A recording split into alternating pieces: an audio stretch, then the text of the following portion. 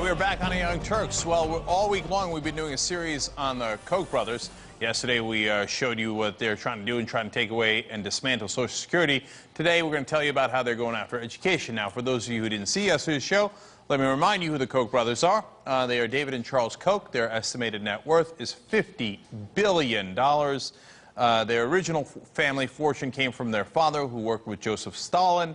And now they're also enormous oil speculators, so they help to drive up your price of gas. But that's not all they do. Well, when you get into education, they do a hell of a lot of damage. First of all, they've given over $14 million in educational grants. Well, that sounds pretty good. What's wrong with that? And some of them are legitimate grants, but a lot of them are given so that universities like Florida State hire the specific professors that the Koch brothers want to push their agenda.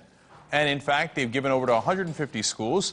Just like when you think, like, hey, they did some charity, isn't that lovely? They're like, no. No, the charities to make sure that we can have these fake professors who are on our side. Fantastic. But that's not the least of it. In fact, the real problem is what they're doing in public schools. Well, they're both huge problems. But number one, of course, they want to privatize the schools so that they can make a buck off of it. Fantastic. And it also goes along with their so-called libertarian ideology, which, of course, they immediately discard when they can make a buck off the government, which they've done over and over in their careers. But the other thing that they've done is they're putting in $36 million into that project. But part of the money is going to resegregating some of those schools, including one in North Carolina. That seems so shocking that, you know, as you watch, you go, really? Can that be true? Well, it is. They actually funded guys to take over that school board. Luckily, the story has a good ending. But first, let's show you what happened there.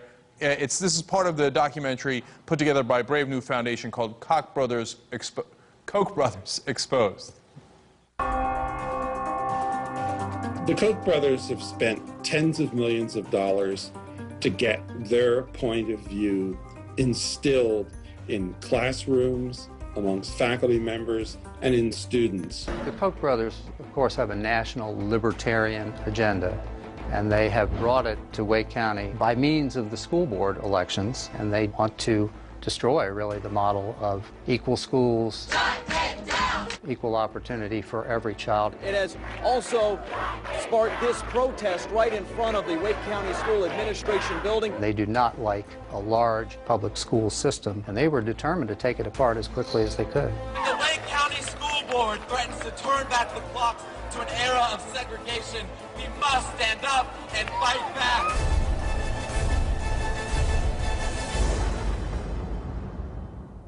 All right. Well, I assure you that I did not mean that Freudian slip earlier.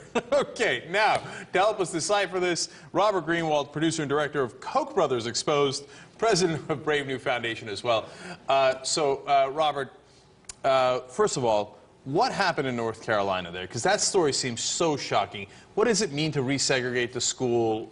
Tell us about that story. What happened in North Carolina, and we were shocked also, after working on this for over a year, this was one of the 3 or 4 or 5 or 10 or 15 or 20 worst examples. I mean, it just goes on and on. Local school system, totally racially and economically integrated and functioning well. People really enjoying the schools, getting a lot out of it. And they went in through Americans for Prosperity, their so-called activist arm, which is a front group for them, and they organized around the issue of no busing, local schools, all code words, as we explain in the film and in the investigation.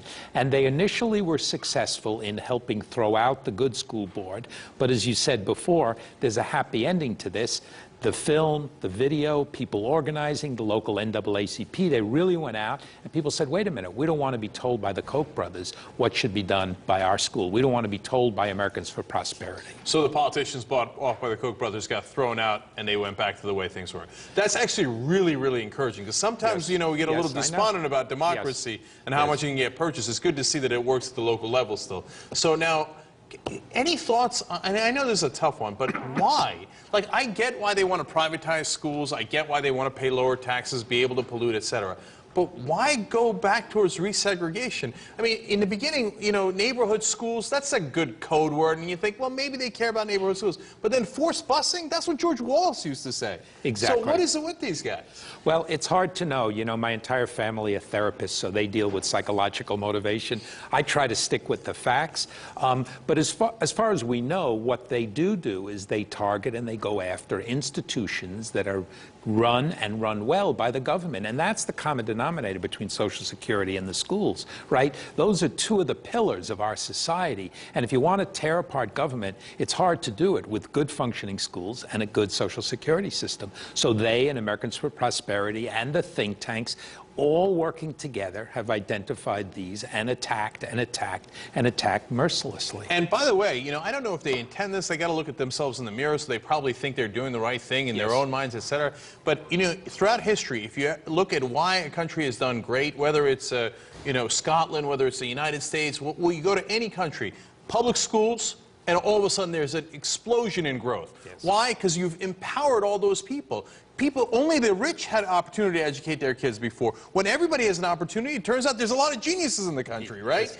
And these guys are trying to dismantle that. And then what happens? There's no opportunity to reach their level of wealth. They basically do a moat around their wealth, and they say, all right, everybody else be damned. Now, along those lines, let's talk about colleges real quick. Now, they're giving some money to colleges for, you know, whatever reasons, and then specifically, though, they're donating some money to say, only if you hire certain professors. Where is that happening, and what's behind that? Well, we can't find out every place it happens because they're very smart about hiding the money, putting it in the shadows, going through places where you don't know who's giving what to whom, and most importantly, you don't know the contracts. But we do know that in many of the schools, and they give to over 150, there are written contracts that say your money is dependent on doing the following: hiring the following professors who are chosen by this committee that they control, lectures that they have control over the content, guest speakers that they control. And Florida State University, to their credit, to their great credit, the economics department was getting a lot of money from them, and the student body stood up and voted a resolution saying, this is infringing on academic freedom, we shouldn't do it. And the faculty stood up and said, we shouldn't do it, which is a real example of they can, you know, take as much money as they want, but there are going to be people who are going to say enough is enough. Robert, one last thing on this, because I know that part of it is, hey, let's brainwash the kids that are going to these schools, et cetera, at least get their agenda out in that way. But I think the real important reason why they do that is that so they can go back later and go, what are you talking about? I got a scientist at Florida State, or I got a professor at this college or this university that totally agrees with our point of view, without identifying them as Koch bought and sold. It's kind of what they do with think tanks and politicians. Right. I think it's both. You know, when you're a real ideologue and you believe in certain ideology, you'll spend as much money as you have to implement that. So that's part of it. And then part of it is it's absolutely brilliant from a strategic point of view, because they have experts who they are funding, some in the schools, some in the think tanks, and then they cite the studies of these experts to support the positions that they believe in. We disagree with them, but it's not stupid. Yeah, there's no question about that. All right, Robert Greenwald from Koch Brothers Exposed. And tomorrow, we do the last part of this series, and that is on cancer. Here, take a look at a piece we're going to show you tomorrow. We have 15 homes in this area, and maybe 11 people has died or more with cancer. The Koch brothers are killing me and my family. That's devastating, and that's tomorrow. Don't miss that.